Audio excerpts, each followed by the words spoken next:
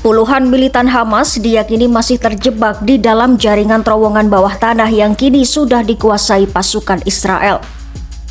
Dalam kondisi tekanan militer yang terus meningkat, Israel mengajukan sebuah tawaran yang jarang terjadi, yaitu kesempatan bagi militan Hamas untuk menyerah dan dipindahkan ke penjara Israel dengan syarat-syarat tertentu.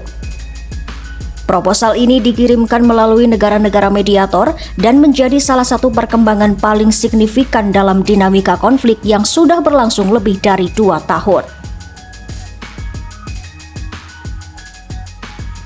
Menurut laporan Channel 12, Israel menawarkan jalan keluar bagi para militan Hamas yang terjebak. Mereka akan diizinkan keluar dari terowongan dan menyerah, kemudian dipindahkan ke fasilitas tahanan Israel. Israel menjanjikan bahwa para militan itu bisa dibebaskan di kemudian hari dan direlokasi kembali ke wilayah Gaza yang dikendalikan Hamas.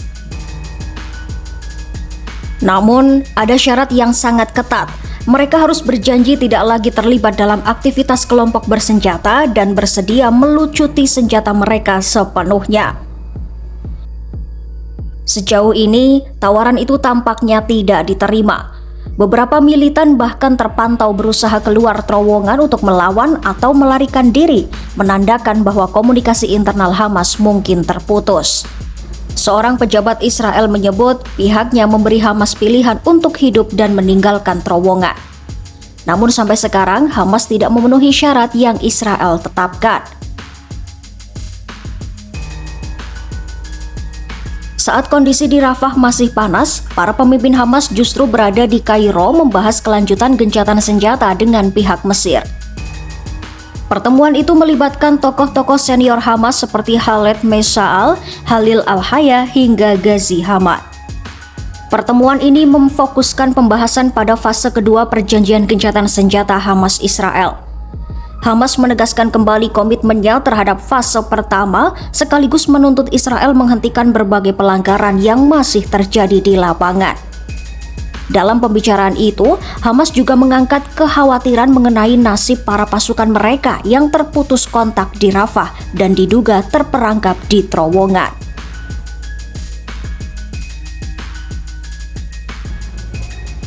Fase kedua kesepakatan perdamaian Gaza mencakup beberapa poin besar. Pertama, demilitarisasi Hamas, yaitu pelucutan senjata penuh yang selama ini mereka tolak. Kedua, pembentukan pemerintahan transisi di Gaza.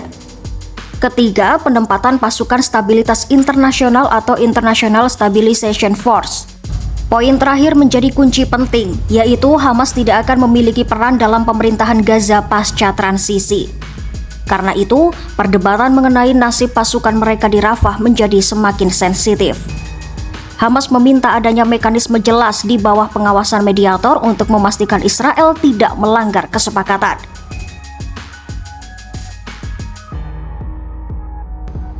Di luar meja perundingan, berbagai negara mulai mempersiapkan diri mengirim pasukan stabilitas internasional ke Gaza.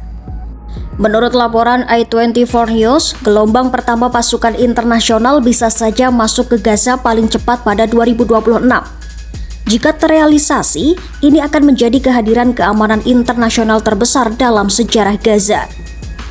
Tujuan utama pasukan stabilitas internasional adalah menstabilkan Gaza yang hancur akibat perang berkepanjangan, kemudian membantu proses rekonstruksi dan masa transisi menuju pemerintahan baru. Sebagai salah satu mediator, Turki menyatakan siap mengawasi implementasi kesepakatan dan ikut bergabung dengan pasukan stabilitas internasional. Amerika Serikat menyambut baik langkah Turki meski Israel menyatakan tidak setuju dengan kehadiran Ankara. Selain Turki, Indonesia, Pakistan, dan Azerbaijan juga menyatakan kesiapan bergabung. Iya, nasib puluhan hingga ratusan militan Hamas yang masih terjebak di terowongan mungkin menjadi salah satu faktor penting yang mempengaruhi posisi tawar Hamas dalam negosiasi. Apakah mereka akan menerima tawaran menyerah dari Israel atau memilih bertahan sampai akhir? Dan apakah fase kedua perjanjian damai bisa terwujud di tengah ketidakpercayaan yang masih tinggi?